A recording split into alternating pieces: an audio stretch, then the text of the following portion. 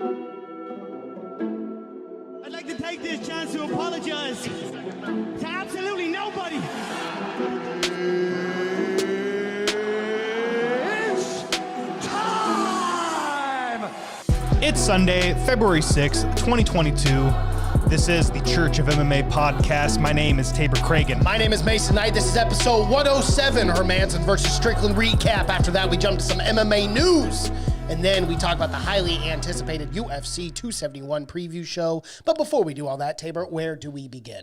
With our own website, Mason, thechurchofmma.com. Guys, it gives you links to every single social media account, Twitter, Facebook, Instagram. Gives you links to our Twitch, our Rumble, our TikTok, our YouTube Shorts, and so much more is there. Guys, it also gives you links to our Patreon. $5 a month gives you so much exclusive content. We did an exclusive Patreon exclusive second service podcast last night. It was a whole lot of fun. Thank you so much to Cosmo Reverb for calling in there. That was a lot of fun having that conversation with you, my guy. Yeah, the title description for that was very vague. And it just says too short. I think if you listen to the podcast, you'll figure out what we're talking about. Yeah. I'm not going to talk much more about that. No. Very vague. Check out our Patreon. Yeah, Patreon guys, exclusive podcast. Like I said, $5 a month gives you access to everything, guys. But if you want to bet alongside of us for this beautiful belt right here that I have. Oh, isn't it so pretty? It's so pretty. If you guys want to bet for that, the Church Coin official belt, you need to be in the higher subscription tiers. $10 a month gives you access to that. Also gives you a 10% off discount of our Teespring store. Get yourself some church merch. Hats and beanies coming soon. Get yourself a mask, a mug, all kinds of different stuff. We are updating our store a lot lately. Also, there's a $15 a month tier. Gives you, I think, 20% off, or is it 15% off? 20% off. That's a and great that's deal. Saint status. Saint we already status have two Saints in our Patreon, too, paying $15 a month. Shout out to Cosmo Reverb and the man himself, Kendo. A couple of Saints. Cosmo said, Tabor, when he saw the title of the latest second service, Jon Jones crying emoji. Yeah, it's all good. It's all good. And you know what? Shout out to all the new members, too, for the podcast. We had a few brand new join for $2.99 on our YouTube channel. Ignorant MMA coming in clutch. Also had a couple super chats last night. And Drooling Diamond as well are now new members of the congregation of the Church of MMA. You guys can go to our YouTube channel, hit join for $2.99 a month. You can get your official name changed to green.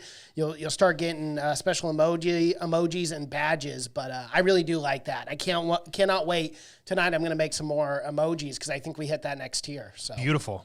Cannot wait. Emoji of me crying after the Stipe knockout coming very soon, guys. Absolutely. Everyone's very excited for that. Emoji of Mason going, the new champ, the new champ, the new champ. If you guys haven't seen our trailer, go check it out. I think you only see it if you're not subscribed, right? Yes, but you can also just go on the video and check it. It should be the main video on our channel. It's like a minute, but you can go to our Getter account or all that. It's pinned there as well. But yeah, that was fun. That was a lot of fun watching. I'm not gonna lie. That was very good, very well done editing there by you, my guy. And I love after it's like the new heavyweight champ. You just lean back and the close zoom in. You can't even see how upset you are. I love it. Yeah, that was a lot of fun. Iconic moments. Yeah, Cosmo, yes, we need to see that. Yeah, go check it out, my guy. Real quick, like Mason said, we're at 2,000 followers on Getter now. I believe 2,200. Damn, that's we just a lot. hit 2,200 followers on Getter. We just asked for verification. They're gonna get back to us on there because we'd like to start live streaming on our Getter platforms. Yeah, man. we got a lot of love on that platform. Absolutely, we are live streaming, multi-streaming right now to Facebook, Twitter, Rumble, YouTube, and our Twitch. Guys, if you can take it, just take a second, open up another tab, go to our Twitch. It is better quality. So if you want true 1080p stream, it's way better quality on Twitch. It's built for live streaming from the ground up. Also, feel free to subscribe there, follow us there. Feel free to get in the chats there. We see everything. So whether you're on Facebook, anything, we will see the chats and we will interact with you guys there. Absolutely. Thank you so much. Cosmo, I believe you followed us last night on Twitch as well. You're also in the Twitch. Really appreciate that, my guys. So, guys, take this 2 seconds, open up another tab, have both streams up at once. It helps us out so much with the analytics. And, of course, if you haven't already, make sure you smash that like button and subscribe. And, like Mason said, join the congregation. Had a lot of fun last night with our fight companion, man. Yeah, it was. Sometimes I like those low-key fight companions. It was good just hearing from people, reading chats. We don't get too fucked up on those fight nights. So it's a good time. I'm very much looking forward to previewing UFC 271 as well, which we will jump into shortly. And also for that fight companion, it's going to be a lot of fun. Yeah. A lot of fun. Shout out to Tim. He's going to make his debut on the fight companion. We got my brother Tanner and Cash Krause from the Have You Seen a Podcast. It's going to be a lot of fun. Should be a lot of fun. Quick update on my health. Guys, we did 2 shoeies out of a moldy shoe last night. Yeah, we did. Black fucking mold. I'm not going to lie, dude. Last night I was sick. Yeah. Like legit fucking sick. I thought I was going to throw up. I got home. I started spinning and I was like, maybe I should just smoke some weed. I'll go outside. I took a bong rip from one of my buddy's friends and oh my God, I should not have done that. It made it 100 times fucking worse. I had to lay down immediately. And the second I laid down, it was so much better. I woke up this morning feeling great, went and got breakfast. That was a lot. That was really nice. I needed that. It was bad. Never again. So the shacks are gone, guys. Yeah, we threw them away. They just had It's not even mold in worth. them, It's not months even worth of cleaning. just dried up beer and mold. But you know what? My immune system is tip top fucking magoo. Nothing can take me down. I just had Big C Little V and defeated that with ease, unanimous decision. So I'm feeling fine. I didn't have any side effects from the moldy shoey. So I'm good, everyone. I'm here. I'm in studio, and I'm so excited to talk today for our episode 107. All right, let's get into it. Let's start with our recap show, man. Jack Hermansson and Sean Strickland last night. I got to start off with this, man. Okay, that was an absolute robbery. Jack Hermansson won that fight. I agree with Sal D'Amato. He's a fucking genius. He is. He saw what no one else saw. Yep. Jack Hermansson won that fight. He won the first, the third, and the fifth. Yeah. Anyone who just tuned into the stream is like freaking out, yelling like, you're an idiot. No, dude, what the absolute... This judge should never judge another mixed martial arts fight again. Absolutely egregious in every which way possible. I don't know how you scored that fight 48-47 for Jack Hermansson. And again, I like Jack. I saw him maybe winning one round in that fight. That's it. I don't understand where he came up with that. And when I heard it was split, dude, my heart dropped a bit because I'm like, there's no way there's 2 incompetent judges like that. And Cosmo almost hit the fucking parlay of the century last night. Well, yeah, he was probably freaking out when he heard that split Yeah. decision coming through. I was praying. I didn't give a shit. I had church coin on Strickland. I didn't give a shit. I was like, just take Mason out, man. Take Mason out with this huge parlay. Let's go, Jack. He almost hit it, man. He almost hit that 4-fight parlay. That went crazy. Shout out to you, Cosmo. Hermansson absolutely won. I got robbed of my church coin. It's true, man. You got fucked. Yeah. You got absolutely shasted. But no, in all seriousness, dude, like maybe the first. Yeah. Maybe the first. Right, maybe the first. Maybe the third too. So but the fifth, no fucking way, dude. No. Strickland looked fantastic last night. The crisp, clean, technical 1-2s he was throwing, the boxing was absolutely fantastic. And you know what shocked me? They said this on the commentary. Sean Strickland has the best striking defense in the middleweight division. And in the middleweight division, so keep in mind he has better striking defense than the great Israel Adesanya style bender himself. Insane. That's an incredible stat to have, especially when you have such a dominant, insanely talented champion like Israel Adesanya, and your defense statistically is better than that. What? It's insane, dude. What? He looked fantastic. Well, I mean, Jack was going for big bongs, but the way he moved, the way he was moving with the punches, rolling with it, head movement was incredible. On par. Yeah, it really was. I mean, he wasn't getting hit with a lot of shots. Yeah, Jack would occasionally land. It's a fist fight, of course. He's going to land occasionally. But I mean, God, it was a chess match. And that's the thing. That's the thing with this fight. It may not have been the most entertaining fight for a lot of, casual MMA fans or even for hardcores like ourselves, I wasn't the most entertained with that fight, but I was entertained with the aspect of how technical it was and how well Sean Strickland moves. And it just eludes punches. He's in and he's out and he's able to just dodge and maneuver around him. I mean, Hermansson was trying, but and we not only that, but also Sean Strickland's takedown defense was on par, dude. I mean, it looked great. I think he defended 6 of 6. 6 of 6. He was 100% on his takedown defense. Strickland in the post fight. Did you guys watch the post fight interview with Sean Strickland? Bro, that guy is a caricature. I love it. He's so funny. He goes, obviously he's talking about the fight. He's like, I should have messed up Jack more, but, the fucking pressure got to me. All these big suits saying, hey, you're going to get a title shot soon, and he goes, I just want to make sure I won that fight. And they're like, well, you're kind of in a bit of I forget which interviewer or which reporter was asking him this question, but they were like, what are you going to do? Because you're in a bit of a conundrum. This middleweight division's kind of weird. You got the Derek Brunson, Jared Cannonier fight. If Brunson wins, he might get that shot. And then he's like close friends with Vettori, and he goes, I don't know, man. He goes, I'll fight again. I'll suck that D. Is talking about the UFC. He goes, I get paid well. I'm just enjoying fighting. So, Sean Strickland. Let's keep in mind, too, this guy is still relatively young. I believe he's only 30 or 31 years old. He's got plenty of time, and he is continuing to develop his skills, especially his striking skills, and I guess his takedown defense as well. I mean, he's just looked great all the way around. I'm high on Sean Strickland, man. I really do believe, call me crazy, and I know a lot of people probably going to freak out in the comment section, but I think with how young he is and how much he's developing, I really do believe that he could fight for a belt one day. Absolutely. I totally believe that, especially with the way this performance went against questionably his hardest opponent yet in Jack Hermansson, and he looked phenomenal. So shout out to Sean Strickland. Cosmo said, I think the takedown defense was 8 for 8, actually. Yeah. Even better, man. Yeah, because I think at the end of the fourth, it was like 6 of 6, 100%. But yeah, I think by the end of the fight, it was 8 for 8. Absolutely phenomenal performance by Sean Strickland. Absolutely. It was masterclass performance, dude. Just the way he just didn't get hit, and he was landing those beautiful 1-2s. I mean, I can't think of a guy with better, crisper, cleaner boxing right now. And just it's the fundamental stuff.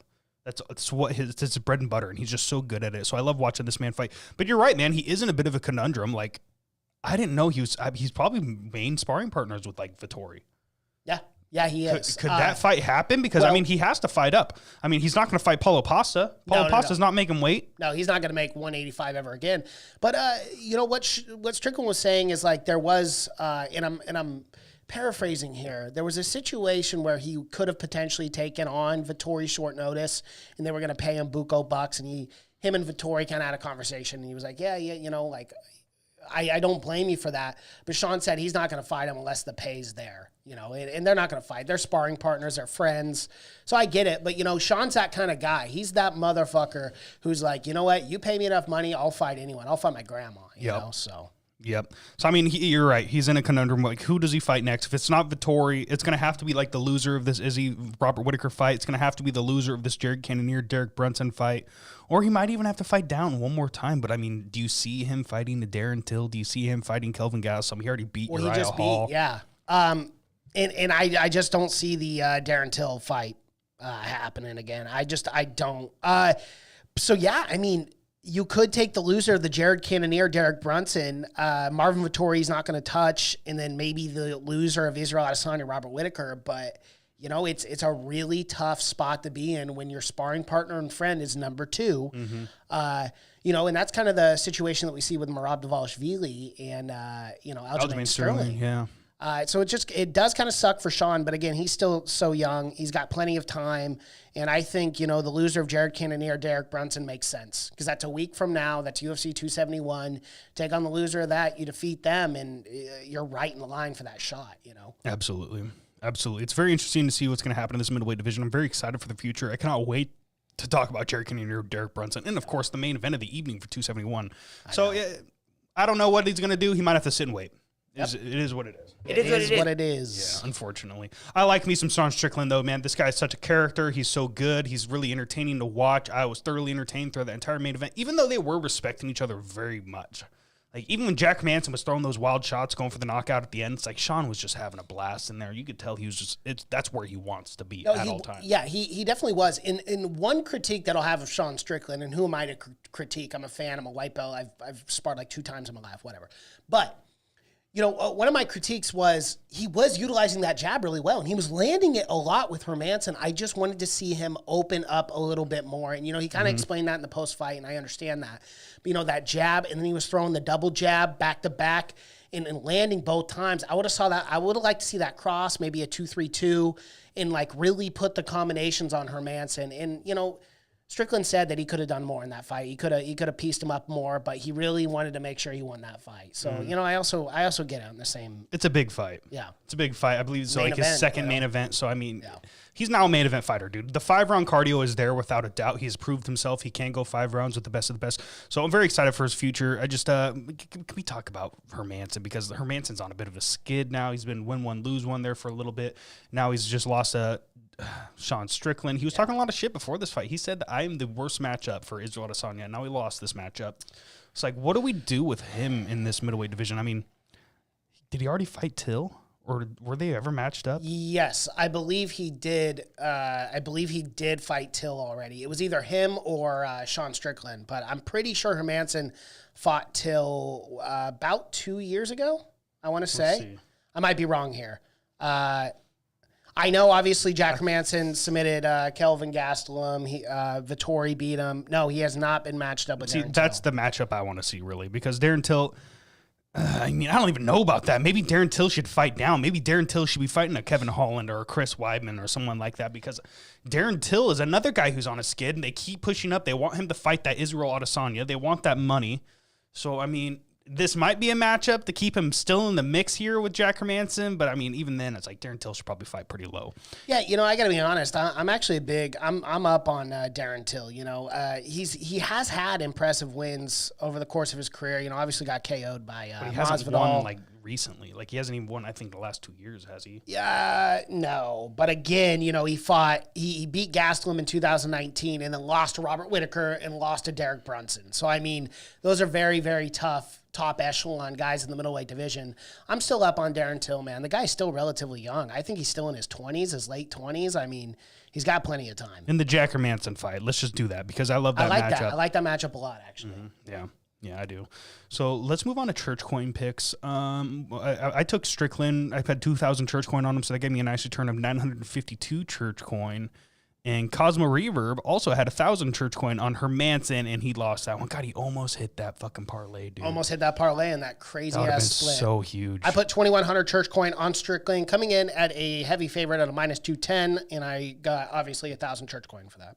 Beautiful. Let's move on to the co-main event of the evening: Punahele Serrano versus Nick Maximov. All right. This was. I don't want to be disrespectful, but it was not an entertaining fight, man.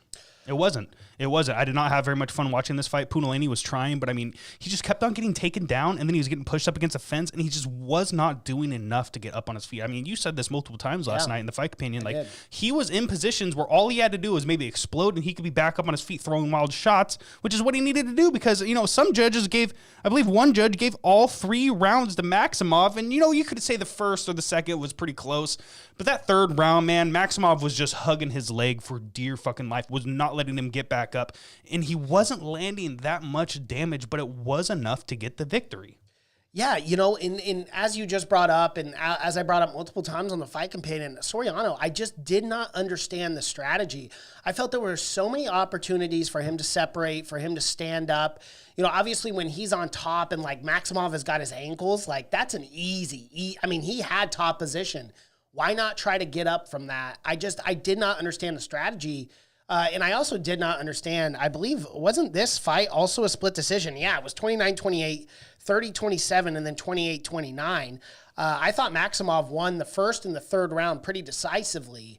So I was very surprised with that split decision. What were your thoughts on that? Yeah, I didn't understand that. I don't know about all 3 rounds, but the split decision, man, I don't know what the fuck the judges were smoking that night, because it was insane to me. Like, I did not see Hermansson even winning more than 1 round. I did not see Maximov losing that fight. It was a strange night for me in terms of the judging. Hopefully we get some accountability one day, but as of right now, it's just not fucking there. No, and that's the thing. Like, if you're going to be a judge in a sport like this, you look at the NFL, like, refs make terrible calls, they're held accountable because everyone knows. This is such a weird sport where it's like, people shit on Herb Dean sometimes when he has an early stoppage. I think he's a mighty fine ref. He's a great ref. I love him. He really is. Stop it. Joke. But but they're held to such high accountability for like an early stoppage or a late stoppage. But these judges get away with robbery, where it's like it becomes a point where you almost wonder, Are there special interest involved? Like, this judging makes absolutely no sense. That Hermansson one made no sense, and then to give Soriano 2 out of the 3 rounds. I mean, come on, I bet on Soriano. Like, I wanted him to win, and there was no way I could have judged that fight 2-1 for Soriano. I thought that was an absolute travesty. A lot of really bad split decisions last night, and these judges have to be held accountable. They absolutely have to be. It's gross, man. Yeah. Well, Maximov did look pretty good. I mean, his takedown it's a pretty big threat. I mean, Soriano is one of those guys that just fucking throws like a motherfucker, and he can knock anybody in this division out. And Maximov got blasted a few times by some huge shots, but still was surviving and going for those takedowns, hugging on his legs for dear life. So do I see Maximov finding success in the upper echelon of this middleweight division with that style?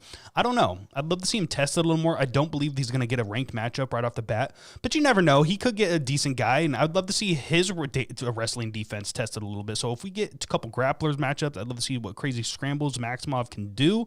But, you know, he's undefeated, man. He's got a lot of hype behind his name now, so I'm very interested to see what happens in his career. Yeah, did you see Nate Diaz was in his corner as well? That was pretty cool. Or maybe not necessarily in his corner, but he was there, supporting his teammate. You got to love seeing the Diaz. Either one of those brothers, when they show up, it's a different ball game, man. Yeah, Maximov was a pretty big underdog at a plus 170, so I was going for some dogs. I needed to make some cheddar this week, and I put 500 church coin on Maximov, gave me a nice return of 850, I believe. Cosmo also put 500 on Maximov for the same return. Yes, absolutely. I had put 500 on Punalele. He did lose that for me, so that's minus 500 church coin. It is what it is. All right, let's move on to the next fight. Shavkat Rakhmonov versus Carlson Harris. Shavkat is fucking good, dude. Bro. This man is fucking good. That spinning kick he landed, and then the sequence to finish Carlston. Holy Flatlined shit balls, dude. Oh, my God. This guy is the real deal. Now sitting at 15-0 in this welterweight division. I mean, I might be shooting this too soon, but can we give this guy a top 15 guy? No, I love it. I love it. Give him a Ponzinibbio. Give him a Li Jingliang. Give him a Muslim Solikov, a Jeff Neal, someone. I don't give a fuck. Bro, this guy's electric. He's good. He's very good. Not only is he great with the ground game, but, I mean, he didn't even need it last night. His striking was on fucking point. And he was landing those spinning kicks to the body, too. He was. Devastating him to set up the spinning head kick. It was absolutely fantastic. It was crazy to watch. Shout out to this guy because I'm telling you, I say it all the time. These Russian-sounding names, I believe he's from Mongolia or something like that. But, yeah. Or Kazakhstan. Kazakhstan, yeah. But I think he had some Mongolian blood in him. But I love seeing these guys. I love seeing these guys. They're coming out of fucking nowhere. You're like, I've never even heard of this guy. I have no idea where he's come from. And he's just a fucking complete savage. So give me some more of Shavkat. I am now on this hype train. I give him fucking anybody, dude. I don't care. Li Jingliang. I love that matchup. Yeah, Li Jingliang, coming off that loss of Hamzat Chimaev, I doubt he wants another guy like, Hamzat. But, you could do Muslim Solikov. I really do love that matchup as well. That's kind of one I want to see a little bit more stylistically.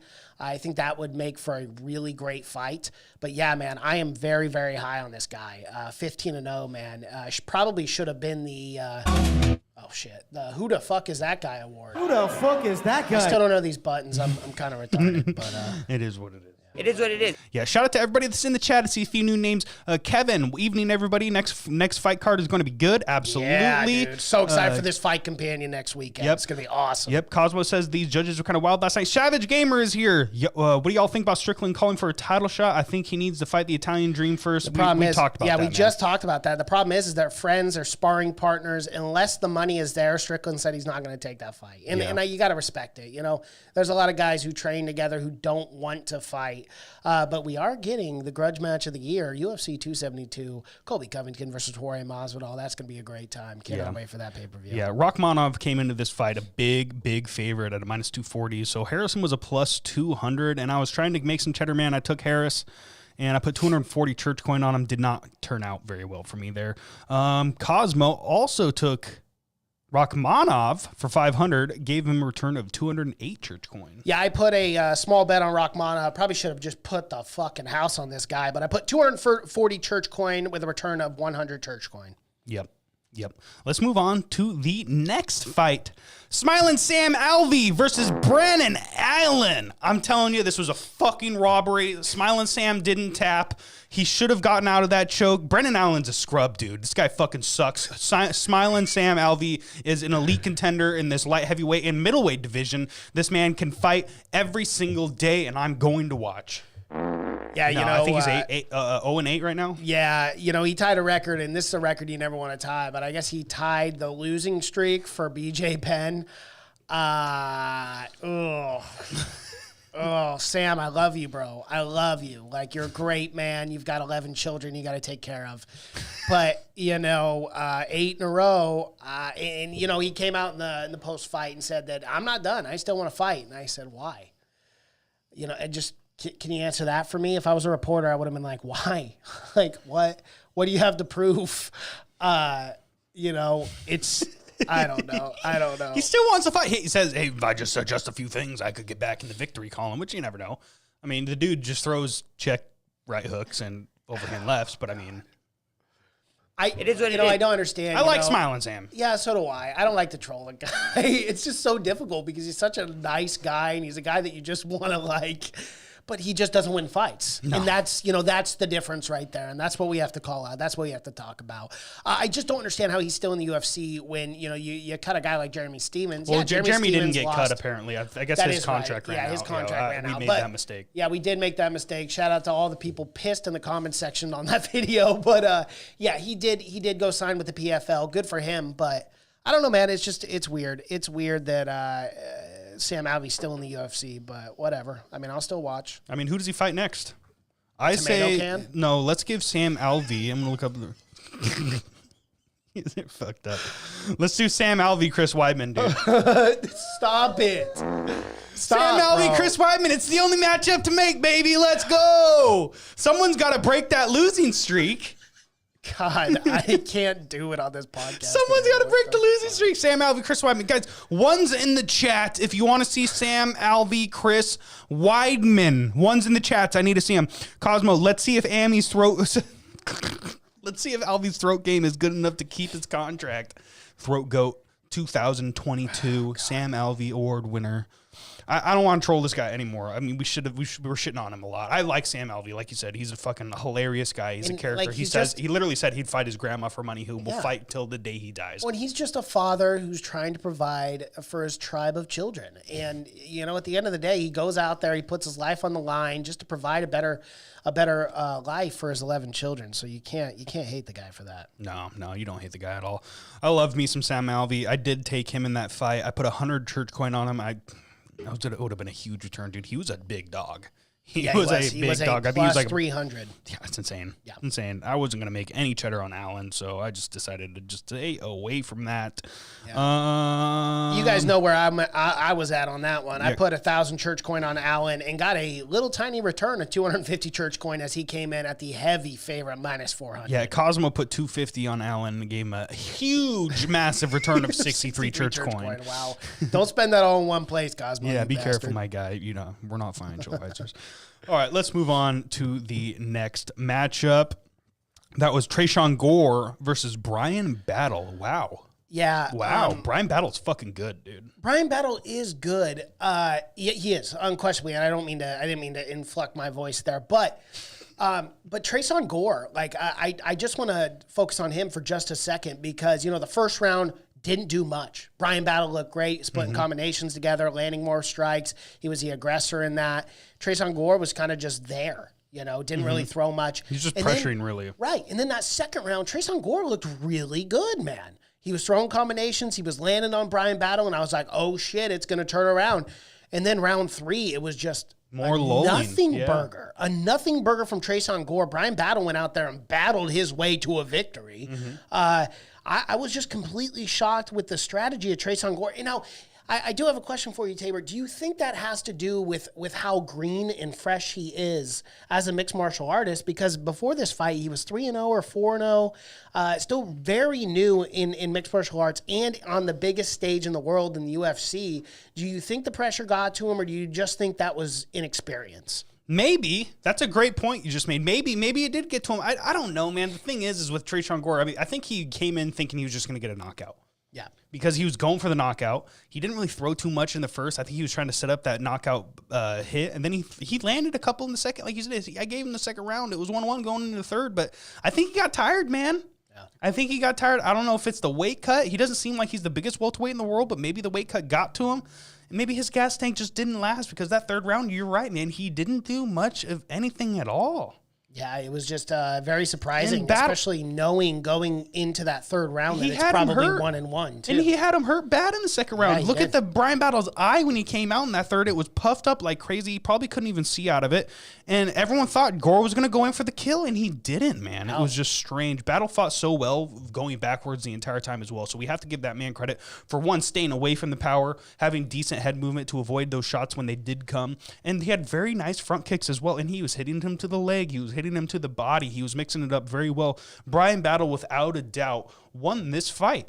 And it does suck because maybe you're right. Maybe Traceon Gore is a little green. I think he's going to go back. He's going to look at this fight and he's going to work on a few things in his game because this man is a fucking beast, dude. Yeah, he is a beast. And you can tell he's got a lot of power and he's got a lot of strength. When he was on the ground and he's kind of like slammed Battle a little bit, I was like, damn, you could tell this guy is strong. Absolutely. But, you know, to go back to Brian Battle now 2-0 officially in the UFC, you know, got that win against Gilbert Urbina via submission in the second round, and then goes out there, and now we have the tough finale, technically, but not for the tough finale, but this was the matchup that was originally supposed to be set before Traceon Gore had to pull out.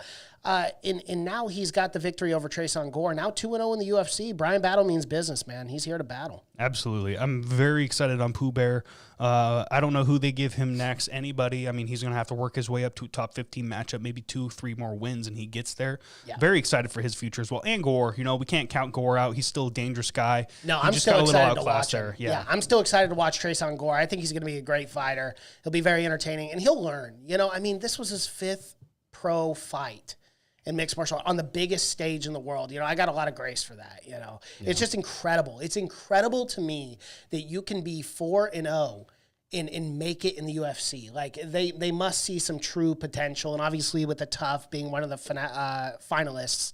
But, you know, the time will tell, but I think he'll learn from this, he'll grow, and he'll develop as a mixed martial artist. Absolutely. So I did put money on the underdog here. I took Pooh Bear, I took Brian Battle, I put 500 church coin on him. I believe it was at like plus 170 or something like that. And I got a nice return of like 700 church coin there. So nice. I was very excited with that one. I put 600 on Gore and lost that. Cosmo Reverb came in, put 250 church coin on Brian Battle, got a nice return of 350 church coin. All right, let's move on to the opening fight of the card. Julian Rosa got a split decision victory over Steven Peterson. Another one that I thought was weird because it was a close fight, but I did not see Peterson winning it. No, I thought Julian Rosa won that fight, and unquestionably the fight of the night, too. And it actually won fight of the night, might I add. But, man, this was a barn burner. And what a way to open up this fight night, dude. These guys were throwing. I mean, the amount of strikes and the cardio of these two was absolutely incredible, even at featherweight, you know. Absolutely. But a great fight. I really thought Julian Rosa won 2 out of the 3. So I was a bit shocked to see the split decision. But luckily, with all these splits, at least they went the right way. That's one thing I can say. Very true. At least they went the right way. Otherwise, we'd be calling for robberies. Yeah, shout out to both of these men for just putting their fucking hearts on the line there at the end, dude. Because they were swinging with reckless abandonment, with malice intent, and it was beautiful to watch, man. Some of the shots both these men were eating were absolutely insane.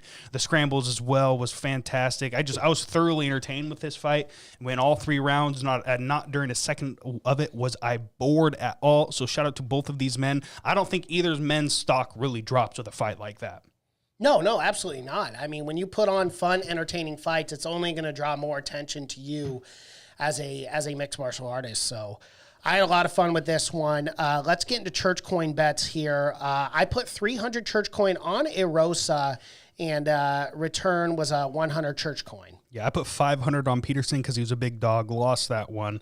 And Cosmo had 750 on Rosa and got a return of 250 church coins. We never talked about prop bets, so real quick, I took Strickland UD, that hit. That gave me a return of 370 church coin on a $250 bet.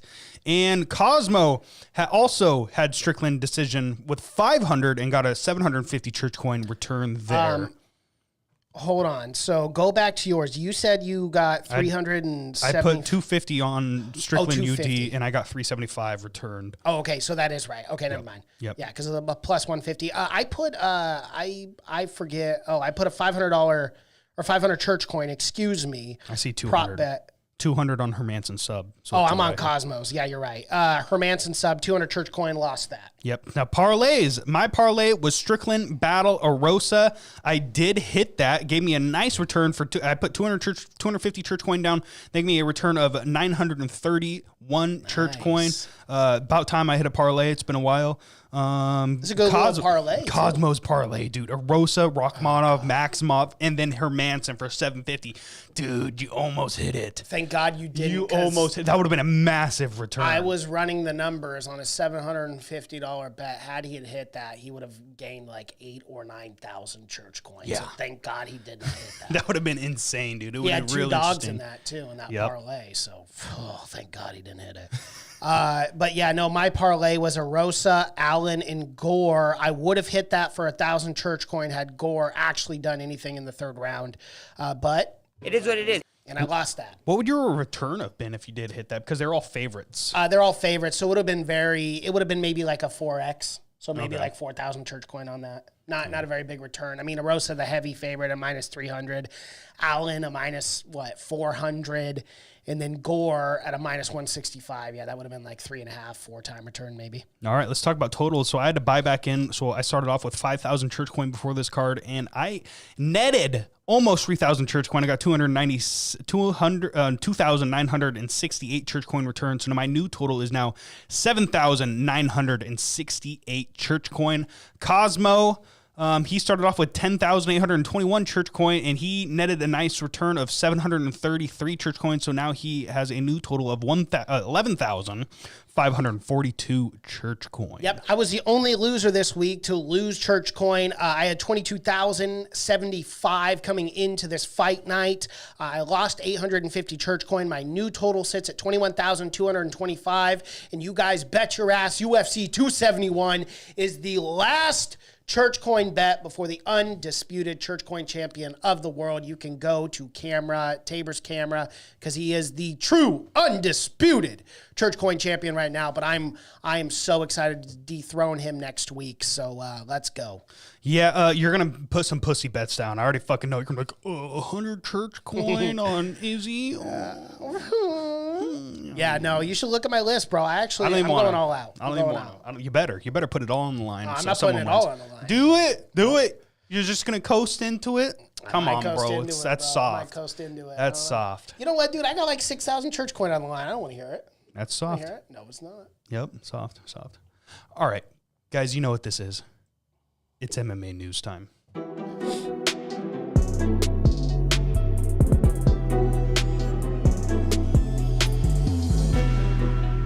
Little bit of a slow week, I would say. Yeah, MMA news-wise, yeah. Yeah. But let's start at the top. We do have some heavyweight news here. Jon Jones came out on Twitter and said he is finally open to do the Stipe fight. What a fucking shock. Now that Francis is going to be gone, okay, I'm back. I'm ready to come back, you fucking pussy. Fuck you, Jon Jones. That's my take. Okay, well, a hell of a take there. I've got a little bit more subdued take. You know, about 6 months ago, Stipe said that he would be open and willing, not just open, but also willing, to take on Jon Jones in a heavyweight matchup. This was before the Francis Ngannou-Cyril Gane matchup. Jon was kind of quiet about it, didn't really say much. I think he was sniffing for an immediate title shot, which I think is actually deserved for one of the greatest mixed martial artists of all time. However, that fight never came to fruition. Now we have this situation with Francis Ngannou probably not coming back and will no longer be the heavyweight champion of the world. after his contract is over in December. So now Jon Jones is talking about Stipe Miocic. You know what, dude? For everything said and gone and everything that's happening, like, I really love that matchup. That's a matchup I want to see, and I think that's a fight that Stipe Miocic, the consensus greatest heavyweight in the world, deserves that fight. He deserves that matchup. You could do that for an interim champion, or you know what? You know Ngannou's not coming back, so just make that fight at the end of the year. You know? Yeah. In December or January. Yeah, Savage Gamer. Yay, Jones is still talking on Twitter. Undisputed Twitter champion. Yeah. Yeah, dude, just here's the thing, man. Like, you don't get to fucking talk all that shit for months. Years now about how I'm going to destroy everybody. And then you fucking wait. I know there's contract negotiations. I know you tried getting, 16, 15 million, whatever the fuck. You're not getting that, dude. You're just not. They're not even going to pay Francis 1 million. Like, come on, you're not getting 15 million. Like, just take your fucking 6 million you usually make, bro. You can't just talk all that shit for the longest time and then wait for the scariest dude to ever fucking step foot in the octagon to leave, to essentially walk away from the sport. And now you're ready to step up to the plate. Listen, dude, you got offered the Stipe fight fucking 6 months ago. Stipe said yes. Stipe wanted it. Wow. You would have still made your 6 million. You would have been the undisputed #1 contender in the heavyweight division. You would have gotten the Francis Ngannou fight over Gone. You could have probably been in that interim title fight with Derek Lewis, your easiest matchup in the top 5. Like, come on, bro. Like, there's only 2 ways you could take this. Either you're a bitch and you're avoiding Francis, or you're just a slimy fuck and you want your money and it's all about the cheddar. It's like, in either way, I don't like it, dude. Like, come on, bro. Let's just get into the octagon. You put all that weight on. Let's take this fucking fight. And I'm just sick of the Twitter talk, man. It's just grinding my gears. And then you got all the other bullshit outside of Jon Jones, and he just never takes any accountability, never says nothing publicly, man. I'm done, man. I'm done with Jon Jones right now. Either take the fight, take the Stipe fight and win the belt or whatever, or just fuck off. Like, I'm just done. I don't care if, like you said many times, I just don't care to ever see this man fight again. And I don't know if it's going to happen. You know what? I don't know if I'm feeling a little frisky today, but I got a different opinion now. So now that I know for a fact, like, guys, come on. We can speculate for as long as we want and say, oh, well, maybe Ngannou will come back to defend his head. He's gone. He's gone, and he's never coming back. I want him to come back, but he ain't going to come back. He's going to go to boxing, and, I respect it. I appreciate it. So now that Francis Ngannou is out of the picture in the UFC, I'm kind of left with that thought of, like, damn, okay, now we kind of need you, Jon. And I think Jon also knows that, too. In order to make this heavyweight division fun and entertaining the way that it has been with Ngannou, you've got Ciryl Gane in the wings. You've got Stipe Miocic, the undisputed greatest heavyweight of all time. And now you've got Jon Jones, man. I'm really hoping they can get this Stipe-Jon Jones fight made. I think it's an awesome matchup. I think stylistically it's perfect for the undisputed heavyweight champion of the world. I know I have said for probably a year now, I don't give a shit if Jon Jones ever fights in the UFC again. I'm over it. But now I'm kind of back on the wagon because I need that void in my life, that heavyweight void that is now gone with Francis Ngannou leaving the UFC. I need Jon Jones back. And so, yeah, it is what it is. It is what it is. But I'm actually looking forward to that matchup. I hope it gets made. What's more realistic, Jon Jones, Stipe, or Stipe Gane for the undisputed heavyweight championship of the world? I think Stipe Gane. Stipe Gane, dude. Stipe Gane. It's what they're probably going to make, because I don't see Jon Jones just saying, yeah, okay, I'll take my 6 million now. No. It's like, bro, it's like, if he does say that, then all these people are going to be like, oh, he was avoiding Francis this whole time. Right.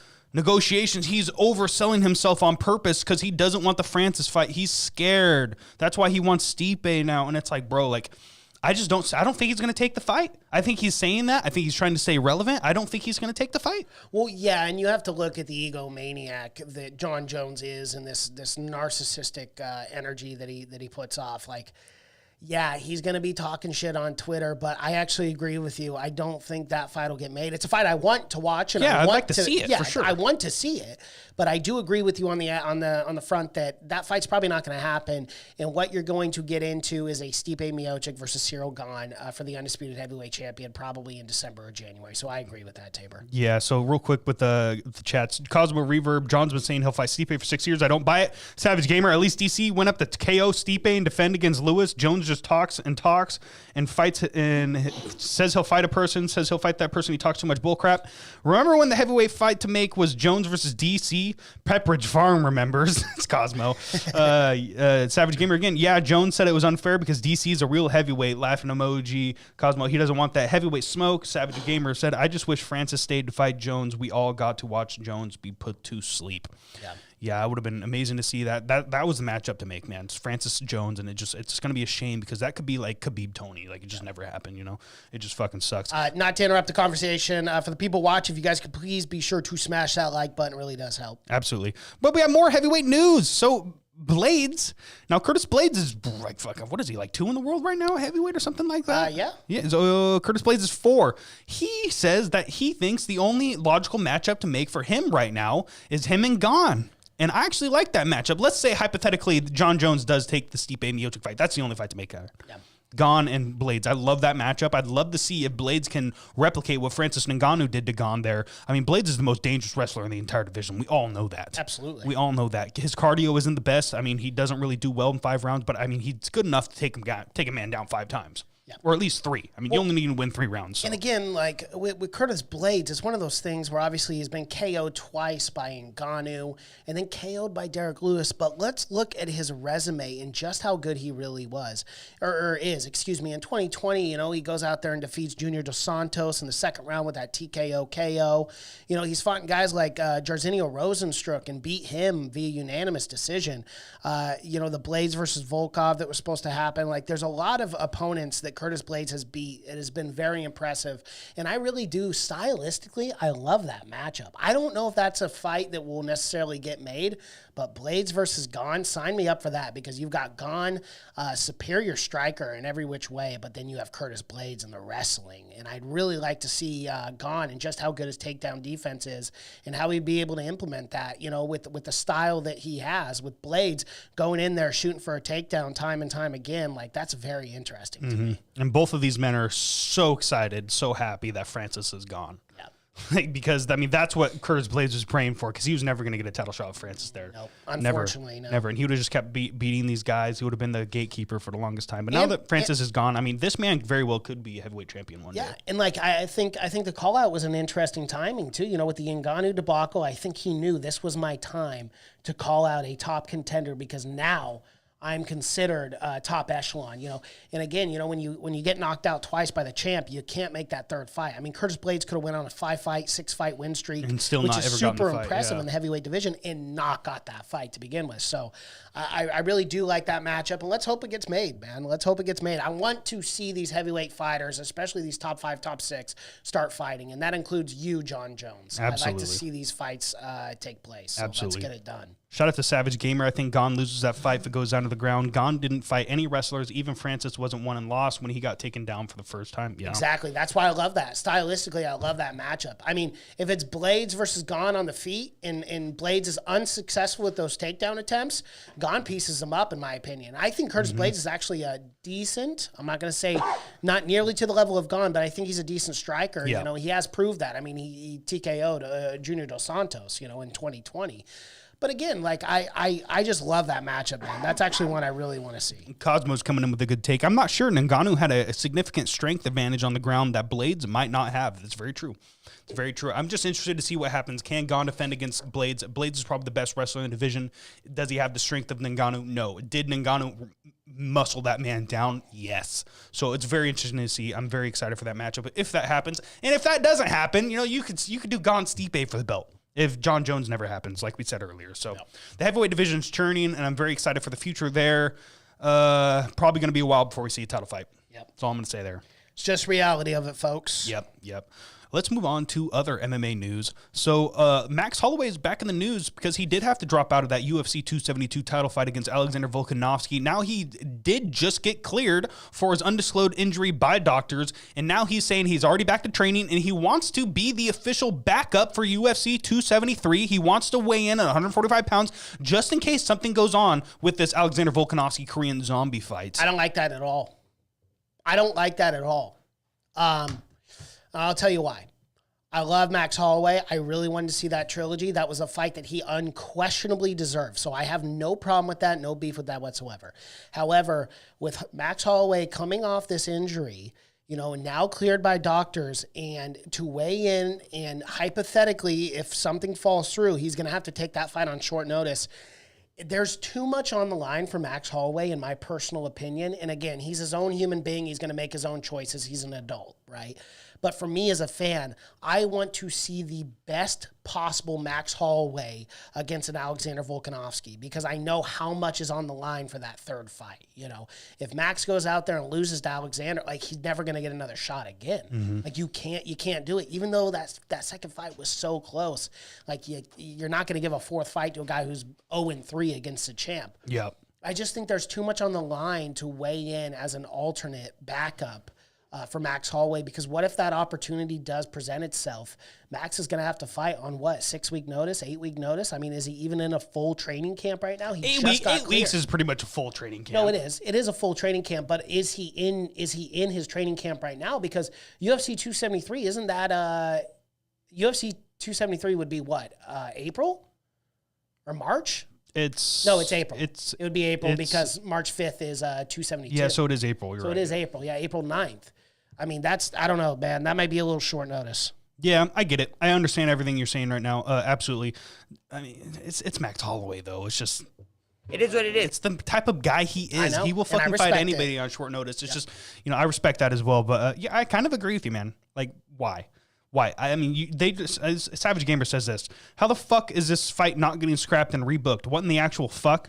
It's dude, you can't do that to Zombie, man. That'd be disrespectful and fucked up. I'd feel super bad for the guy, but at the same time, it's we all know the fight we want to see isn't Volkanovski Zombie. No. It's Volkanovski Holloway 3. That's what we all want to see. That's what the fans are asking for. It's what's going to make more money. But at the exact same time, I don't know. Well, and then what the fuck do you do? Alexander Volkanovski has been the reigning, defending featherweight champ for so long. What do you do hypothetically if Korean Zombie goes out there, Chan Sung Jung, and shocks the world and defeats Alexander Volkanovski? I know it's a far cry, guys, but just hear me out. You would have to then give Alexander Volkanovski the immediate rematch, and then what do you do with Max Holloway? Mm-hmm. What do you do with Holloway at that point? Because, dude, I'm telling you right now, Holloway does not need to fight anyone else. He doesn't. He just needs to wait. He didn't even have to fight Yair Rodriguez, but he went out there and did. But at the end of the day, what is he going to have to do? Wait a year and a half? Because they're going to give that immediate rematch to Alexander Volkanovski because, one, he deserves it. He's been the reigning, defending featherweight champion for so long. So if Korean Zombie does go out there and defeat him and shock the world, you're left with a rematch, and then Max Holloway's just sitting in the wings for over a year. Yeah. Or he'll take a fight. You know, he could fight they could do a Brian Ortega rematch or something like that. There's fights for Max Holloway. It's just, he doesn't need to. You're right. He doesn't need to, but he's just that type of guy. He fights Brian Ortega again, or he fights Josh Emmett, or someone like that. Fucking Calvin Kattar rematch. Fuck it. You know what? You never know. Rematch I'd like to see. Call me crazy, but that Ortega Holloway. The Ortega rematch would be great because Ortega's improved so much since that striking matchup, and same with Kattar too. And I think that's been the common theme in the featherweight division. I mean, after you fight a guy as good as Max Holloway, your game improves so much. And I feel like these fighters learn so much from fighting a guy like Max Holloway. Absolutely. But I'd love to see that rematch. Brian Ortega, Max Holloway, if Chan Sung Jung, the Korean Zombie, can get past Alexander Volkanovski. But that is a big if. Yeah, Savage Gamer came in the chat. I wonder what the injury was. I never like it when they don't tell us what happened to a fighter. Could be really bad and not bad at all. Well, the thing is with that, they just don't want their opponents to know. Exactly. Yeah, so it is what it is there. It is what it is. Cosmo said the fight I really want to see is Volkanovski versus Triple C. I know we've been on rants about that. They dropped the ball there. They dropped the ball hard. They dropped the ball there. I think Dana White screwed the pooch on that one, if I'm being honest. I mean, here's the thing. And I know we're kind of going on a tangent here, but it's the Church of MMA. This is what I'm going to do. Triple C, Alexander Volkanovski. I think we all think realistically, Alexander Volkanovski used to play rugby at 205 pounds. He's probably going to beat Triple C, if that fight were to hypothetically happen. But there's a factor there. Triple C could become the first three-division champion in the UFC's history and an Olympic gold medalist. That is the most decorated combat athlete in the history. And that, just for that storyline alone, I know it's a far cry. Alexander, I would probably pick Volkanovski in that fight, guys. But the what-if factor in that fight is so valuable to me and so entertaining that I really think the UFC dropped the ball drastically on that. Mm-hmm. And I love Chan Sung Jung, too. And, like, you know, I guess for featherweights, he's a guy who, you know, does deserve it. But I don't know. It is what it is, man. It is what it is. Savage Gamer, I want to see Max move up and put some weight on. I would bust for a Conor rematch at 155, 100%. Hell yeah. 100%. The problem is, you know, when he did move up to 155 to take on Dustin Poirier, I felt like Poirier was so much bigger. And yes, I understand this guy's Poirier used to fight a featherweight as well. I understand that. I get it. And that's all fine and dandy. But what I'm trying to say on the aspect of Max Holloway is that I would like to see, if he were to move up to 155, he needs to do kind of the Jon Jones thing and take a year off, put some real weight on, because I just felt like he got a little outclassed against Dustin because Dustin was just so much bigger. And Dustin struggles to make 155. Right. I don't think Conor really does. So that'd be a way more interesting matchup. I would absolutely agree with you. I would bust in my pants for that one, Savage. Be awesome. Cosmo, I agree. Holloway just needs to wait. He's deservedly the next in line. Absolutely. Now it is time. Let's move on to some other MMA news. This fight is in the works. Holly Holm versus Ketlen Vieira for the May 21st main event. Very interesting matchup here. Holly Holm's finally making her return. I believe she's been off about 2 years now. So this is a great matchup. I mean, is this a number one contender fight at 135 pounds? Probably not. If Holly Holm wins, she's kind of a gatekeeper right now. But if Ketlen Vieira wins, she might be next in line, because this is a big matchup for her. This is her biggest matchup since the Irene Aldana one where she got knocked out.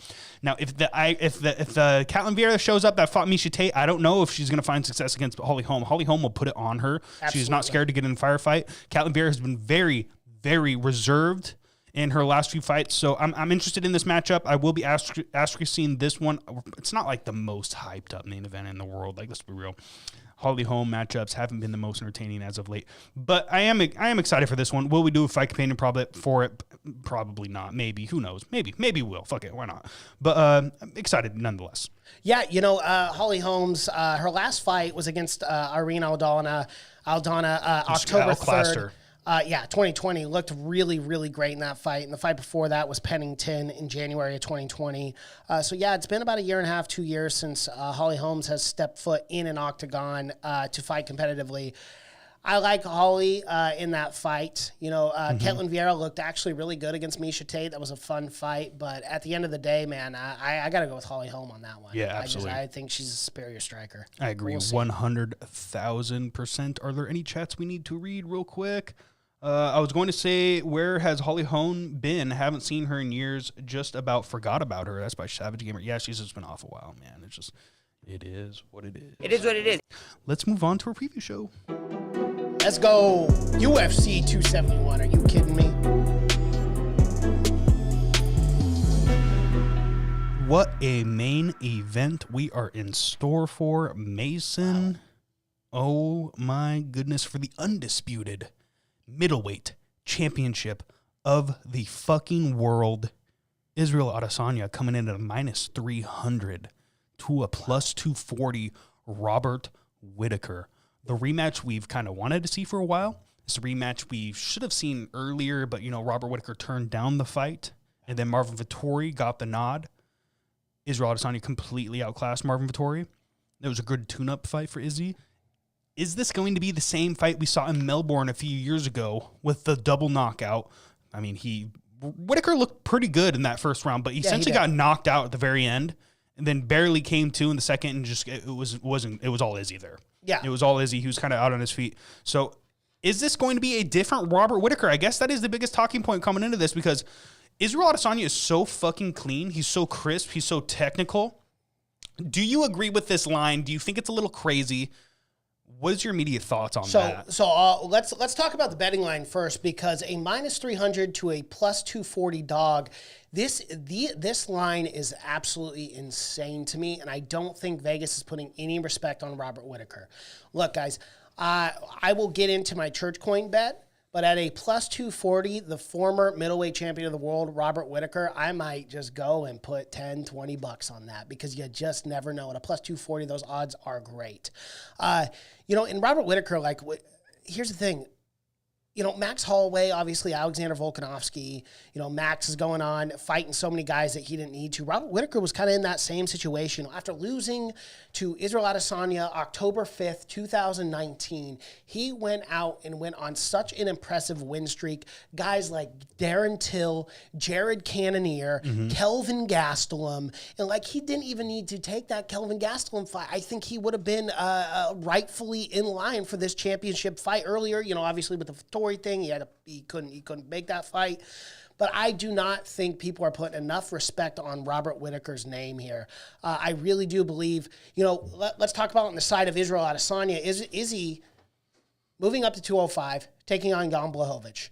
Before that fight, guys, Israel Adesanya was undefeated. No one knew the game plan in the blueprint to beat Izzy until Jan Blachowicz went out there and took him down. Yes, now you can argue Izzy, weighed in at 198, 199, wasn't even 205.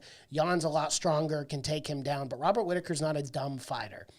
He has talked openly many times where he was not in the right headspace. He went out there trying to take Izzy's head off, and that's not the game plan for a guy who's a brilliant, incredible counter striker like Israel Adesanya.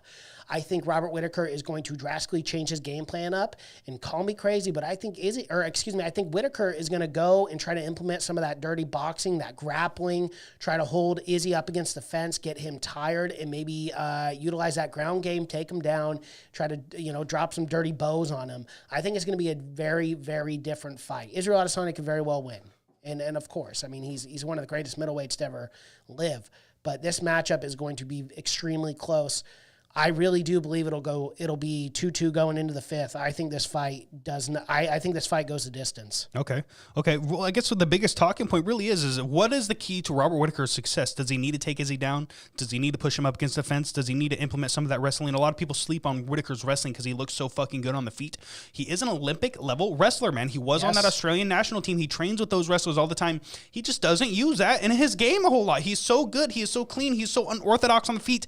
He can outstrike some of the best in the world. And yeah, he was finding a little bit of success in that Kelvin Gastelum fight. The Israel Adesanya 1 fight until Izzy hit him with the massive counter shot. Izzy is probably the best counter striker in the entire UFC as of right now.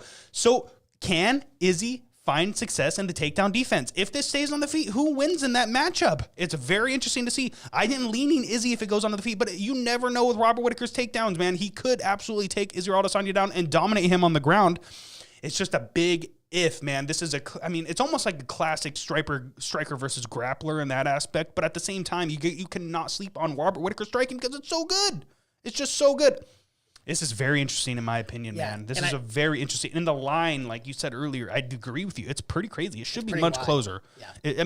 If it was closer, I'd feel way more comfortable leaving my money on Israel Adesanya. I do think he's the best middleweight in the world right now, but he needs to solidify it by defeating Robert Whittaker again. I agree with you. I think this goes the distance. I think it's going to be a close fight. Yeah, I think the line should have been closer to the Hermansson Strickland. Izzy may be coming in at a minus 200 favorite to a plus 170 Robert Whittaker. But I think the lines are astronomically large here. But you know what? I think, you were talking earlier about the game plan and what would it take for Robert Whittaker to defeat Israel Adesanya. And I think there's two key components to that. One is obviously, I think in the early rounds, in round 1 and 2, I think Robert has got to consistently attack those calves and slow Israel Adesanya down. He's got to throw those leg kicks. He's got to throw them with malice and intent. And I think rounds 3, 4, and 5, if he really wants to implement that game plan after his legs are taken from under him, I think you start going and working that grappling, holding him up against the fence, taking him down, wearing him out. I think that is the road to success for Robert Whittaker. But Israel Adesanya is such a good striker, and you can't get caught by this guy because he can finish you. Sneaky power. Yes, sneaky power. People don't respect Israel's power, but he has that one-strike knockout power, man. He could do it with his feet. He could do it with his legs. He's great to the body. He could do it with his hands as well. He's got great takedown defense. Other than Jan Blachowicz, we haven't seen this man get taken down. Yeah. Marvin Vettori is a fantastic wrestler. Is he the level of Robert Whittaker? No. But he tried. He tried his best, but not a single time did he get Izzy down on his back. And even in fights where Izzy was on his back, he's got a great submission game from there as well. Look at the Kelvin Gastelum fight. Izzy stuck him in a triangle. And that was a very dangerous one. Almost finished the fight there. And then when he got out, had the wherewithal to get back to his feet and start piecing Kelvin back up. I think what Whitaker saw in that first fight, he saw the Kelvin Gastelum matchup. He saw how close it was. He saw that Izzy almost lost that fight. And I think he tried implementing that style. And I think it cost him, man, because he wasn't himself that night. He did not fight with the Robert Whitaker style we normally see. And it took losing to Israel Adesanya for him to go back and look at that and say, that wasn't myself that night. And then he was himself in those last 3 fights, man. It looked fantastic there. So, yeah, I'm very excited for this matchup. Before I go into Church Coin Bets, I got to read these chats. Savage Gamer, I got Rob by sub. I think Rob is wrestling heavy, and I think he dominates Izzy on the ground. He's an Olympic-level wrestler and a Brazilian Jiu-Jitsu black belt. Very true. Cause of Reverb, it's definitely going to be a different Whitaker. His game plan in the last fight was not great, and we're going to this fight to see who should have won in the first place. Savage Gamer, if you go back and watch Rob's older fight and compare it to his new fights, he's so much better now. Absolutely. Savage Gamer, Rob needs to get close, tie up, and take down. He can't rush in. He can't stay at range, or he'll get eaten alive. Yeah, and I actually very much agree with that take. But again, there's two types of fighters. There's the Paulo Costa and then the Robert Whitaker, And I know I use this example a lot, but Robert has really learned from that last Israel Adesanya fight. And you saw that implemented against Till, Cannonier, and Gastelum. I think this fight's going to be razor thin close, and I'm just so excited for next weekend, man. All right. It's time for Church Coin picks. Cosmo, we're going to play your audio at the end, so that'll be all your picks there, but... Dude, this is rough for me. I really want to put my money on Izzy because Izzy's my fucking boy. But at minus 300, man, I need to make some fucking cheddar. I'm third place. So you know what I have to do? What are you doing? I'm going all in on Robert Whitaker, baby. Wow, all in on Robert Whitaker at a plus 240. All in. Absolutely crazy. You still have to pay back that $5,000. I know. Okay, just double checking. That's why I'm also going big on my parlay. But I'm going all in on Robert Whitaker, man. Fuck it. Why not? I think he could take him down. If he could get Izzy down at least 3 times, he could win this fucking fight. And if he does, they do the immediate trilogy, and then I'm jizzing in my pants after that because I cannot be more excited for that. I am very excited for this matchup. I cannot wait. Fight Companion this weekend, guys. Make sure you tune in for that. We will bring the wheel out as well. We have a few guests on, so that'll be a lot of fun. But yeah, Robert Whitaker, all in. And I'm going with my prop bet too. If Robert Whitaker gets the victory, I see it in 2 ways. It's either decision or it's by sub. Savage said he's taking Robert by sub. He is the Brazilian Jiu-Jitsu black belt. He's got a fantastic game, both on his back and on top. He's got crushing wrestling there. But I think the bigger line is going to be Robert Whitaker decision. So I'm going to put 250 church coin on Robert Whitaker decision. That is my prop bet, and I am all in on Robert Whitaker here tonight. All right, guys. This is one of those fights that I'm going to make my church coin pick now, but you could very well see me change this on the Fight Companion. It's just one of those. It's where I just keep going back and forth. As we had talked about earlier, the lines are so wide. I just don't understand it. But for me right now, I have to go with the true undisputed middleweight champion of the world, Israel Adesanya. I'm going to put 2,000 church coin on Izzy for the win. All right. Quick shout out to Savage Gamer. Boy, all in. Hell yeah. Hey, I got 500 on Rob. Let's go. Savage, I hope you don't lose that so you're sleeping on the couch again. Let's go, baby. Let's go. So what's your prop bet? My prop bet is Adesanya by decision, 400 church coin. All righty. Let's move on to the co-main event of the evening. Derek Lewis coming in at a minus 190 to a plus, was that 160? That is a plus. That's a plus 160 tie to Avasa. Woo! Heavyweight banger, boys. Heavyweight banger to lead into the main event. I cannot fucking wait. This is an easy fight for me to pick. If you bet against Lewis, I am sorry, but you are not very smart. Brother, this guy was the title challenger just last year for the interim championship of the world, coming off of crazy KOs, and then he comes out in December and flatlines Dawkins. It is what it is. Bro, I'm betting on the fucking power, baby. The fucking power. Derek Lewis by KO for 250 church coin. I know he's the big betting favorite, and I know you can never count out Tai Tuivasa, but every time Tai Tuivasa has been put into a big test, he's failed, baby. And this is his biggest test to date. I love me some Tai Tuivasa. You know I want to go with the Aussies here because shoeies are on fucking deck, baby. But I can't count out Derek Lewis, dude. I know Ty can get in his face. I know Ty is going to throw heavy, but if he gets caught with Lewis's power, I don't see his chin holding up. So I am taking Derek Lewis in this fight. All right. I love Derek Lewis. I love the Black Beast. My balls was hot. Absolutely, Derek. And they are after every single fight. Mason, Yes. it is Black History Month, but continue. I'm sorry. Switch your camera. switch your camera when you say that please shit. say that. Yeah, you have to switch to the camera. We're on YouTube. Thank you. Okay. We just want to make that very clear for the person in the corner there. But no, dude. Well, that's his nickname, so I'm assuming I can say it. YouTube, is that okay? I don't know. Just don't pull No, Joe Rogan. I was saying don't pull before Joe you. Rogan, guys. No, before you pick your fighter, just I was just keep in reminding. No, mind. what did you think I was saying?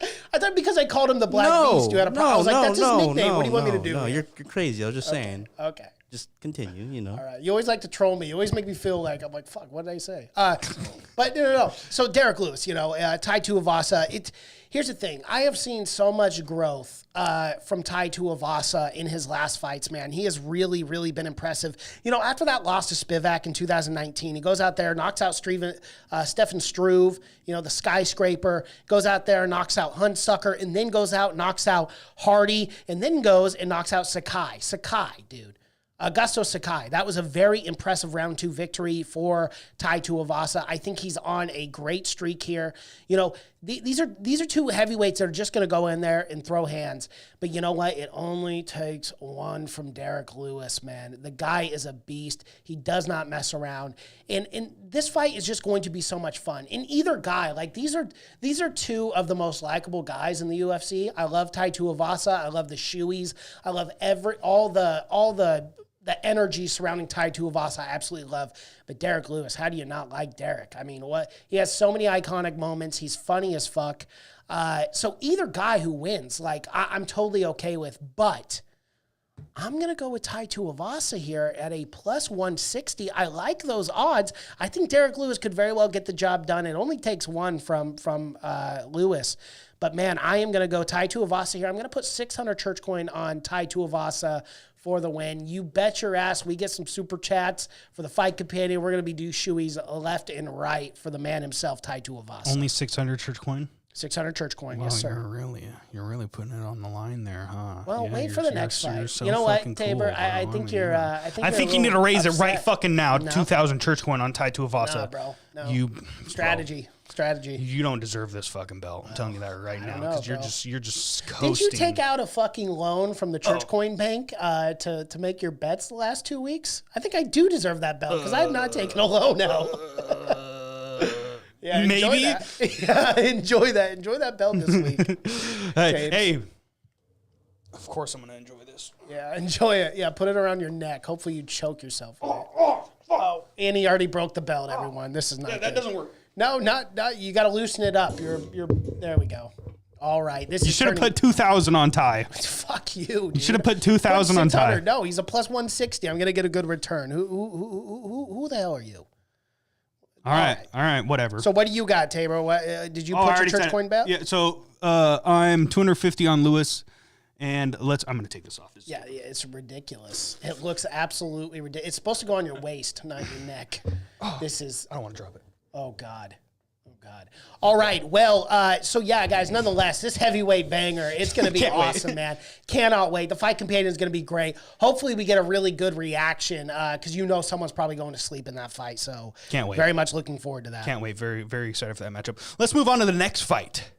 Jared Cannonier versus Derek Brunson. Jared Cannonier coming into this at a minus 175 to plus 150. Derek Brunson.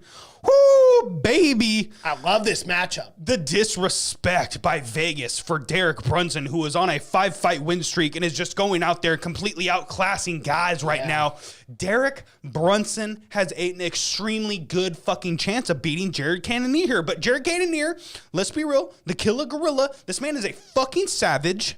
He is extremely difficult to take down and put on his back, but can Derek Brunson do it? Can Derek Brunson even outstrike him on the feet? Yes! He's got all the skills. He's got the skill set. He's got great boxing. He's got great kickboxing, but his bread and butter is the takedowns with the wrestling. I do believe he could take down Jared Cannonier. I do believe he can outstrike Jared Cannonier, but if Jared Cannonier lands that power, baby, you never fucking know here. I am taking Derek Brunson in this fight. I love me, the underdog. It's a plus 150. It's not the best underdog line there, but I mean, I'm still going to make cheddar. I do think he is the favorite in this fight here. I think he might be a lock-in pick. I'm going to take 1,000 church coin on Derek Brunson for the fucking win, baby. Let's go. Yeah, you know what? I think this is a great line. If you're going to go out and bet on one fight, this is the fight to bet on. Okay, I'm telling you right now, Derek Brunson is fucking legit, and there is not enough respect on his name. Jared Cannonier has got so much power. He's unbelievable. But again, you have to look at the body of work. Derek Brunson has been in the UFC for a long time. He has found a lot of success over his career. You know, going out there and beat Ian Heinisch, and then Shabazian, and then Kevin Holland, dismantling Kevin over 5 rounds, just literally wrestling him to oblivion, and then to go out there and beat Darren Till and submit him in the 3rd round. I think this is Brunson all day, and I love Jared Cannonier, and I think he's a top guy in this division. But I cannot believe Derek Brunson's a plus 150 underdog. For me, this is a very easy decision. I think Brunson is going to implement that ground game. I think he's going to take Jared Cannonier down, and I think he's going to win via unanimous decision, 30-27. Give me Derek Brunson for 1,500 church coin. Let's go. Let's go. We got Can Savage Gamers in the chat. Cannonier by TKO or decision is not taking Derek Brunson in that fight, but I understand, man. Cannonier's got a lot of hype behind his name. I get it, He's got a lot and of dude, power. that's the thing. Like, Cannonier catches Brunson, he could put him out. Absolutely. But I think people grossly underestimate Brunson's striking ability and his ground game, and I think he just implements that game plan to perfection, fight after fight after fight. So I'm very much looking forward to this matchup. And, you know, this might be one of the most underappreciated, under-talked about pay-per-view fights. It's so crazy. There's literally no advertisement for UFC 271, and this card is stacked top to bottom. I'm very much looking forward to it. But go ahead and give me 1,500 on Derek Brunson. Alrighty then. Let's move on to the next matchup. We got Kyler Phillips coming in at a minus 340 to a plus 270. Marcelo Rojo. This is a huge line differential here. It's the biggest one on the card so far. Kyler Phillips has had a lot of hype behind his name. He did run into, I believe, who beat him last? That would have been Paiva. Paiva, that's right. Paiva looked fantastic. But Kyler Phillips had a lot of hype behind his name before this matchup. And this is a good matchup for him. I believe he's the favorite for a reason. I do think he's going to win this fight. But Rojo's no joke as well. So, and you know what? I believe he's from Kazakhstan as well. We just saw another Kazakhstani just go out there and completely dominate last week. So it is what it is there. I'd like Kyler Phillips in this fight. I'm not going to put the most church coin on him because he's such a heavy favorite, but I'm going to do 250 church coin on Kyler Phillips here. I'm a big fan of Kyler Phillips. I love the hair as well. Yeah, I'm a big fan of Kyler Phillips too. You know, that Paiva fight was very surprising to me. I put a lot of church coin on Kyler Phillips. I really thought he'd get the job done, but it was an off night for Kyler Phillips. I think he's going to bounce back here just fine. He's coming in the heavy favorite at minus 340. Go ahead and give me 680 church coin on Phillips for the win. Alrighty. Let's move on to the opening fight of the main card. We got Bobby Green coming in at minus 170 to a plus 145 at Nasrat Has Crossed. I love this fight, dude. I love me some Bobby Green. Give me Bobby Green all day. I think he's elite, dude. He's an elite fighter in this lightweight division. It's unfortunate he's not ranked anymore. I thought he would look very good in that Faizeev fight, and I did not give him a fucking chance against Faizeev, but he shocked me in that one. And then Al LaQuinta just completely outclassed and dominated Al LaQuinta. Yep. And keep in mind, that guy went 5 rounds against Khabib Nurmagomedov. Yeah, I think this line's almost a little disrespectful. I think Bobby Green would be like a minus 300 in this fight, but Nasrat's good. I just don't think he's on the level of Bobby Green right now. I think Bobby Green goes out there and completely outclasses Nasrat. Shout out to both of these men. Lightweight Kelvin Gastelum's in for a rough matchup here. I think Bobby Green goes out there and dominates him. I'm going to put 250 church coin on Bobby Green. Yeah, I really like this matchup. You know, Nasrat's last fight was against Dan Hooker, and he lost that one. But I don't know, man. Bobby Green's story and everything surrounding him, I just love Bobby so much. I'm a big fan. Like, I don't know how you don't like Bobby Green. If you don't, you're probably an asshole. So give me Bobby Green in this fight, coming in at a 170 favorite. I'm going to put 500 church coin on Bobby Green for the win. I think the way he gets it done is unanimous decision. All right. Our last fight we are going to pick the main event of the prelims. Andre Arlovsky coming at a -150 to a +125. Jared Vanderaa. Every time Andre Arlovsky fights, I don't take him and I lose. Yeah. He's just good, dude. He's just still got it. Still at good. 42, He's out there 41, beating guys 42. he shouldn't be beating. He's out there beating guys he shouldn't be beating. So I'm going to take Arlovsky, dude. No, fuck it. You know what? I need some money. Let's go with Vanderaa. I'm going to put 100 church. This is a toss-up fight, dude. It's a toss-up fight. You got a young up-and-coming guy versus a fucking surging legend that's still got it and still being very competitive against guys he shouldn't be. So Vanderaa, 100 church coin. Give me 25 church coin return. Why not? Yeah, no, excuse me. Andre Arlovsky is not 41 or 42. He is 43 fucking years old. And he looks amazing still. Are you kidding me or what? He's on a 2-fight win streak, after coming up short against Tom Aspinall, who's one of the top prospects in this heavyweight division. He has since went on to beat Chase Sherman and Carlos Felipe, both via via decision. You know what? Give me, and I'm the same way too. I've picked against Arlovsky for probably 2 years now, and I always lose church coin. I like Arlovsky here in this matchup. Go ahead and give me 200 church coin on Arlovsky for the win. Alrighty, let's do our parlays. I need to make up some cheddar quick. I'm gonna do a 4-fight parlay, Mason. I'm gonna work my way up. Bobby Green, Derek Brunson, Derek Lewis, and Robert Whitaker for 1,000 church coin. I think if I hit that, it could be very big for me. Could be very, very big for me. Hopefully, I got a couple dogs in there, so hopefully that really works out for me. But yeah, that's what I'm going to do. Yeah. Lewis, Whitaker, Brunson, Green, 1,000 church coin. That is my parlay for this week, guys. All right. My parlay this weekend, I really like this 3-fight parlay. I was initially going to go with a 5, but I chickened out just a little bit. So I'm actually going to up my bet and go with a 3-fight parlay here that I think will hit. You've got Derek Brunson coming in at a +150. Kyler Phillips, the heavy dog there at a -340. But then you kind of even it out a little bit with Green here at a -170. You got one dog, 2 favorites in this fight.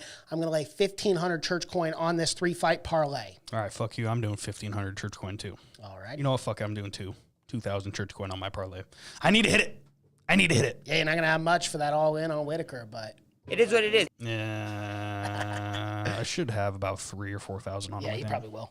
Something like that. All right, are we now going to go to our Patreon subscriber, saint of the podcast, Cosmo Reverb, sent in a audio clip of all of his picks. This is the last week to compete for the church coin belt until we pick a new Patreon subscriber next month. Unless Cosmo Reverb can pull out a late round win here and if he does win the belt, he will defend his belt next month, but we will have to see February 12th. Yeah, Cosmo, I listened to it ahead of time, just so you know. You did not pick the main event of the prelims, so if you don't mind sending that in the chat, I would... yeah, he did? I'll do 400 on Vanderaa. Okay, Vanderaa, perfect. yep. Okay, but I'm going to play your audio clip right now, my guy. Here it is, Cosmo Reverb. DJ, hit that. What? There's no sound coming through. Oh, sorry. Fuck the beat. I'll go a cappella. Oh, shit. Time to make some noise. Last night I almost had Mason losing his poise. I got 5 picks out of 6 and I couldn't be happier. But if I won the last, Mason's night would have been crappier. I'll keep the snappy year when the next card occurs. We'll be starting with a fight that should be fire. Nazareth versus Bobby Green, lightweight with that shoulder roll lean. Now your eyes don't need to be keen to see Bobby wins without making a scene. I'll take 350 for him to win. And Mason, polish that belt. I want that thing clean. Next fight, I'll take the dog. Now don't get mistaken, I'm not blowing my fog. Just know Mason can't hog all the luck in this thing. 300 and Warho to pluck the win from Kyler. Might be a long shot, but I've got to try here. Just like the next fight with Cannoneer. I'm picking Derek Brunson. I like the run he's on, son. He'll get the work done, get his hand raised. The people praise his win. 500 church coin, and their belt is mine from here on out. And now we hear the crowd shout when Derek Lewis comes out for his bout. He's in his home state, got a lot on his plate. With the king of shooters trying to test his fate, there's no debate. Lewis hits like a freight train. One punch will rattle Ty's brain. Whether early or late, I know, not insane to put 500 on the Black Beast. And now, last but not least, a rematch of a fight where Bobby got pieced up by Izzy. He made him go dizzy. Since then, both of them been busy, stacking fights like supermarket shelves. Now they're setting the rivalry between themselves. I think the fight tells a different story from the first. We'll all be immersed as this goes all 5. And if my parlay's still alive, I'll be kept in the coin like a charity drive. Speaking of parlay, I've got Brunson, Lewis, and Izzy for 1k. And for the main fight, it's payday. I'm all in on Izzy, okay? I'll finish this off with my prop bet. Make sure you don't forget. 2 of us are by KO. 500 on the upset. Now, how's that for a bet? I'll drop the mic, but I don't want to break my headset. That was very good, dude. Very, very well done. You know what, Cosmo? I literally do not think anyone in the history of this podcast will be able to compete with your inner monologue, Chael Sonnen, and now this. I mean, Tyron Woodley should try to get notes from you. The rhymes, the beat, the bar. I mean, it's complete. I changed the sheets. You know what I'm saying? Geez, man, it's absolutely incredible. Thank you so much for that. And I know you probably tried to scheme your rap around the bets so they rhymed, but that was fucking tremendous, dog. That was awesome. But at the end of the day, Cosmo, you can come in with your little tricks, your little treats, and oh yeah, Mason, polish that belt. It ain't happening. It is not happening, Cosmo. You're looking at the champ. You're looking at the champs. February 12th. Tabor can put on that belt, but he's the paper champ. He's the Aljamain Sterling of the church coin champ of the world. I'm telling you right now, I'm sitting here. I'm ready. Pass me a beer. Let's fucking go. Cannot wait. Great rap, Cosmo. Really cream of the crop, dude. Love it. Thank you so much. No, shout out to Cosmo, dude. He said this will be cringe. Can't wait. No, it was awesome. A little cringe. It was awesome, dude. I thoroughly enjoyed it. Savage Gamer said this must have taken a while. Yeah, dude. How long did that take you? Yeah, that probably took him a while. That probably took you to put a together. while, dude. So yeah, I mean, you must have been up to like 9 a.m. fucking doing that shit last night. Shout out to you, my guy. That's fucking awesome. I cannot wait to see what happens here with this church coin stuff. I'm telling you right here. I think if I hit this parlay, baby, maybe it'll be a little bit closer. Hopefully. Hopefully.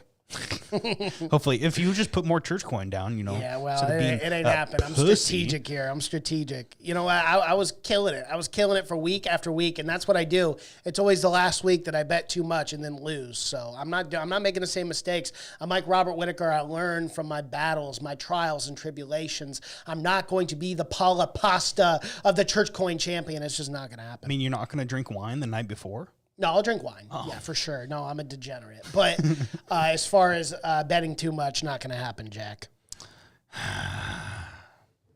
It is what it is. It is what it is. Cosmo, he says, that was a lot of fun to write. Almost didn't do it because Hazakrat was throwing me off. He said, Savage Gamer says, I say the champ defends with his big balls picks. Oh, absolutely, shit. baby. Okay, Savage Absolutely. Gamer. He's rooting for Tabor. I do love it. Throw some ones in the chat some- if you guys are fans of me. He's not wrong. I got some big cojones with these picks this week. Yeah, you do. I think even if I do hit and I pay back, I think it's going to be close. If only you'd put a little more church coin down. Pussy, Not happening. Not happening. You would Pussy. not do 2,000 you on would not tie. do it, bro. 5,000 on tie. If you had the lead, 2,000. 5,000 on tie. Nope. All right. All right, everyone. You're never gonna live it down. Well, you know what? I'll have that gold around my shoulder, and that's gonna feel better than the shit talking, bro. So, all right, everyone. I think that about does it. Real quick. Yes. Obviously, it's a big pay-per-view, guys. Yeah, it is. So, Fight Companion, for sure happening. Should we announce our guests? Yeah, we said earlier, Tim Cash from the Have You Seen It podcast, and Tanner Knight, the man himself. We were paying him a full $20 to come on. Absolutely. Shout out to you guys. I cannot wait. Do you want to do, we'll probably start around 5, no, not 5, like 6:30-ish. Yeah, probably 6. Should we get that Andre Arlovsky fight in? Yeah. And this is just such a stacked pay-per-view that we got to do 1 or 2 of those prelims. So, yeah, for sure. Yeah, Savage Gamer says, love both you guys, but this guy has some big nuts. Absolutely, my guy. My balls was hot. They're very hot right now. I'm not going to lie. It's a little toasty. It is toasty in here. All right, guys, another week in the books. As always, guys, make sure you join our Patreon, guys. If you want to bet alongside of us to win this big bad boy right here on my shoulders, that is the upper tiers. That is the $10 a month tier and the $15 a month tier. Become a saint. And, of course, join the membership on YouTube. If you want that fancy white belt right next to your name, you want that green text, you want those cool exclusive emojis, you know what to do. Smash that join button. $2.99 a month. Yep. Very cheap, guys, and you get exclusive stuff with that. Very excited for this weekend for Israel Adesanya, Robert Whittaker 2. Hope to see you all there. Thank you, every single person that has showed up here tonight. I see Joseph Blotti, you've been in the chat. Cosmo, of course. Savage Gamer, of course. Kevin showed up for a little bit. Shout out to each and every single one of you, and I cannot wait to see you guys this Saturday. Make sure, if you haven't already, smash that like button. And also, if you haven't already, go follow us on all our social media accounts. The links are at thechurchofmma.com. Is there one more thing I got to show? One more thing. Smash the like button. There you go. I think I did it. Yeah, there you go. Okay. All right. Twitter, Facebook, Instagram, at the Church of MMA. Guys, if you aren't following us already, make sure you go and do it. We're posting funny memes, trying to make you guys laugh. Hit us up. Be sure to tune in to that UFC 271 Fight Companion. Want to see each and every one of you in the chats. Looking forward to that. This is the Church of MMA podcast. My name is Mason Knight. That's Tabor Craig and Devin hitting the ones and twos. And until next time. Peace.